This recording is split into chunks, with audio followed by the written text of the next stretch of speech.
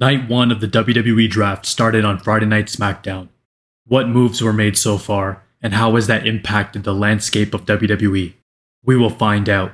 This is AM Talks WWE. Let's talk WWE Draft, Night 1, on SmackDown. We will be starting with discussing my thoughts on the rules of the draft. Raw, SmackDown, and NXT stars are eligible.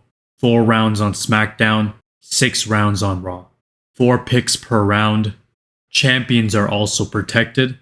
This makes for 16 picks in this edition of SmackDown. Let's speak about that last rule there. I strongly dislike the fact that champions are protected in the draft because why have them be protected picks? The draft in the past was more than memorable with the unpredictability and shock value, which made it feel like a big event. Now it feels more like a formality than actually being an entertaining television product. The show starts off with Paul Heyman stating that Roman Reigns will be withdrawing from the draft because he doesn't want to hog the number 1 spot.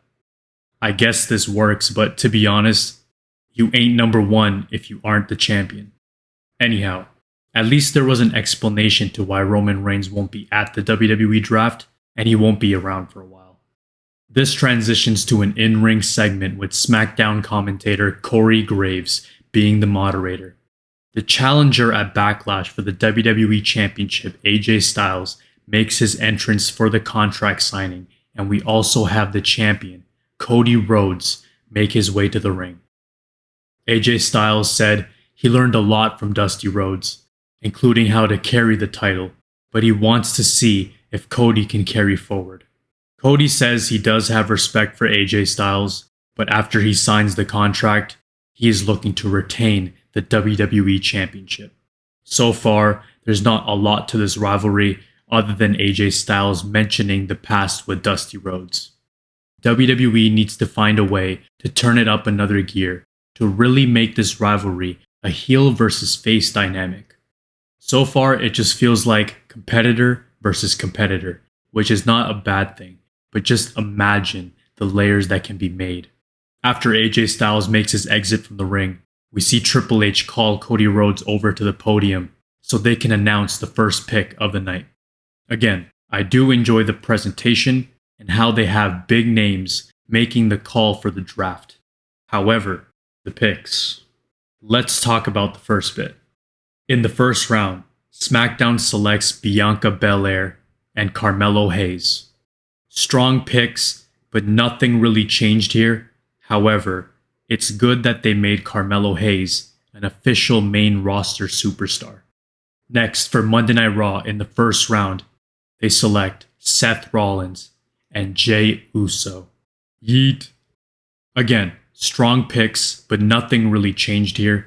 It seems like Jey Uso will be on Monday Night Raw till the Bloodline saga cooks a bit more on SmackDown. Carmelo Hayes says he's heard Cody talk about, if you want to come at the king, you best not miss. Melo says he never misses, and this unravels into an upcoming main event for tonight's SmackDown. Strong main event to showcase young talent and someone to look out for versus someone who is a champion and could raise the stock of the young talent while still being over. This show is mainly about the draft picks, where the matches are booked alongside, and here we have our first match of the night. A quick match between Legado del Fantasma and LWO. What takes place after the match is the notable part. The winners of this match are the LWO. Santos Escobar shows up and says he's not a liar. He had Elektra Lopez go and track down the security footage of the attack that took place on Dragon Lee a few weeks ago. This footage shows LWO member Carlito attacking Dragon Lee, then jumping back to act like he found him in that state, which connects with the previous weeks.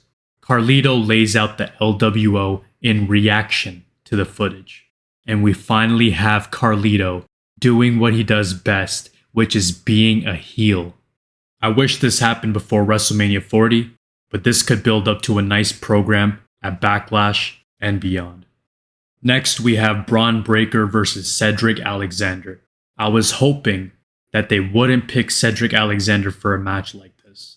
They just had him return as a tag team with Ashante, in the most predictable way possible. We have Braun Breaker winning in 15 seconds and continues his streak of short matches where we know he's already capable of this. Give us a legit program for Braun Breaker.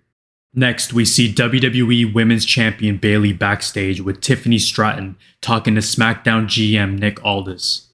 Stratton tells Nick Aldis she should get the next women's title match, but Aldis has another idea. Bayley has suggested Naomi versus Stratton for the title shot, with Stratton suggesting that Bayley be at ringside. The match is made official for this SmackDown.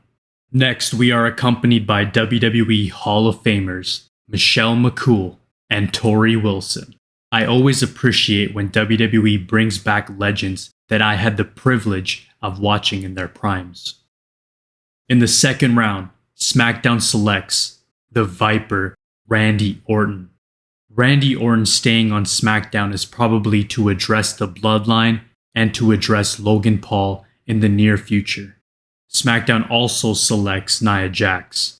In terms of Nia Jax being drafted, that is good because it gives her fresh matchups, and I don't remember the last time Nia Jax was on SmackDown. This could transition into the Bloodline saga. Let's not rule that out. Next, for Monday Night Raw in the second round, they select Braun Breaker. I'm glad he's going to a different brand after he's had all these short matches on SmackDown. Raw also selects Liv Morgan. Morgan remains where she is, which could indicate a future rivalry with Women's World Champion Becky Lynch. Next, we see a vehicle with the Bloodline in it. Paul Heyman is standing outside and is hesitant to open the door. Solo Sikoa steps out of the vehicle and asks Paul Heyman if they have been drafted. Heyman recaps the Roman Reigns issue and says no one has drafted the Bloodline because SmackDown doesn't know who the Bloodline includes as of now. Tama Tonga shows up and gives a mean look to Paul Heyman, where then we see Kevin Owens step up and attack Tama Tonga to get revenge for the previous attacks. Next, by the entrance ramp, we see Bianca Belair with Jade Cargill confronting Damage Control and saying that they are ready to go for the Women's Tag Team Championships. If Bianca and Jade win, they will elevate the women's tag titles tremendously. But who is going to defeat them? That we don't know, and it seems like the only way out would be a split up down the line. All of a sudden, we see a continuation of Tama Tonga and Kevin Owens brawling their way towards the ring. Solo Sikoa joins to play the numbers game on Kevin. However, the Viper, Randy Orton, shows up for the save and Bloodline bails after the brawl. Next, we have our third round of the WWE Draft on night 1. The appearance of the Dudley Boys was perfect, and they really light up our television screens whenever they are present. Seeing them from their primes and watching them still being this entertaining is a joy. In the third round, SmackDown selects the Bloodline, consisting of Solo Sikoa, Tama Tonga, and Paul Heyman. At least that pick was addressed tonight and follows up with the pick of L.A. Knight. Yeah. I personally would have moved LA Knight to Monday Night Raw because he has no role to play to go for the main event title on SmackDown again. It only made sense to have him move over to face a guy like Damian Priest for the world title. It seems like they're gonna have another AJ Styles and LA Knight program. Yeah. Followed up by Monday Night Raw, in the third round, they select Ricochet and Sheamus. Normal picks where nothing really changed, but I do like the fact Sheamus will get to continue against Drew McIntyre on Monday nights. Next, we have the match between Tiffany Stratton and Naomi with WWE Women's Champion Bayley ringside. Quick match with good athleticism, but since the match was quick, it ended in a DQ with Nia Jax attacking the Women's Champion. Naomi wins via DQ.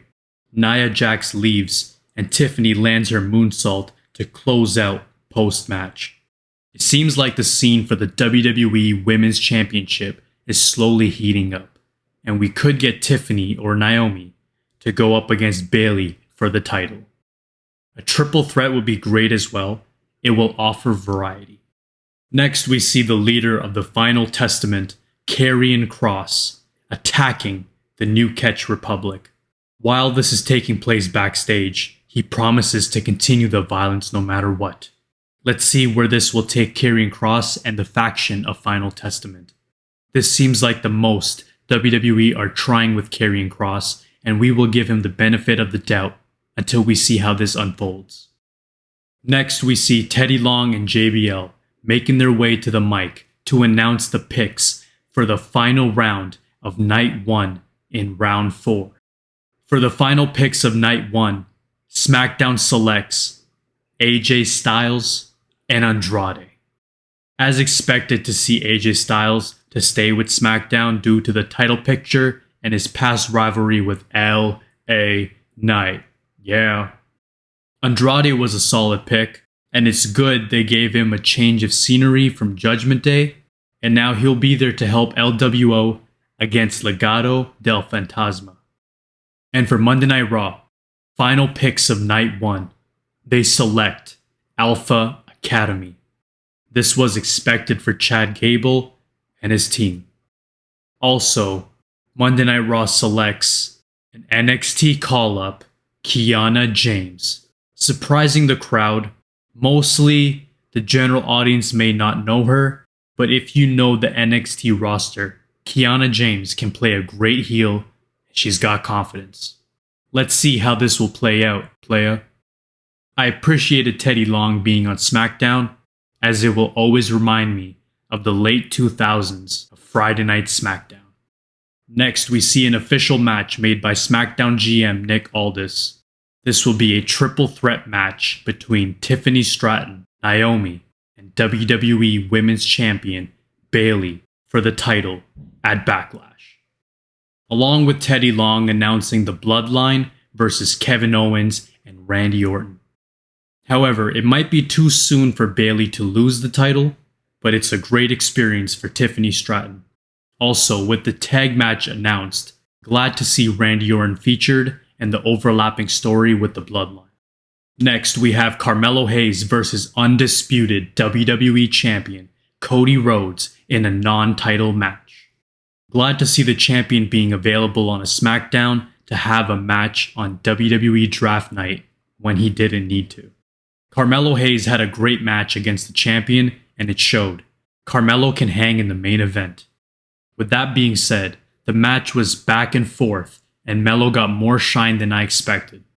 It wasn't like some champions in the company's history, where they just run through the upcoming talent. Glad to see this match, and it was the highlight match for tonight's edition of Night 1 Draft on SmackDown. The winner of this match with the Crossroads, your undisputed WWE Champion, Cody Rhodes. We see Cody Rhodes holding his shoulder, and there may be speculation of an injury. As soon as I get any updates, I will make it clear in my next episodes. Post-match, AJ Styles shows up in the ring for an intense handshake with Cody Rhodes to end the show. Let's see if they can find ways to make this rivalry more personal before Backlash. If not, at least on paper, it's going to be a great match. Overall, in this show, the presentation was great, big presence in terms of announcing the draft picks, and the show found a way to make the main event interesting, even though the in-ring action was not the focal point in the WWE draft. However, in the past WWE drafts, the matches have been better, stars switching from shows, and bigger moments. The key thing is moments. In this show, it was minimal. Okay at that for the appearances and presentation, but in terms of the picks, this draft did not deliver the way it needs to go so far. I'm happy for the NXT call-ups nevertheless. Let's see what happens on night 2 of the draft on Monday Night Raw. This is AM Talks WWE. It's time to stay tuned in for what's next.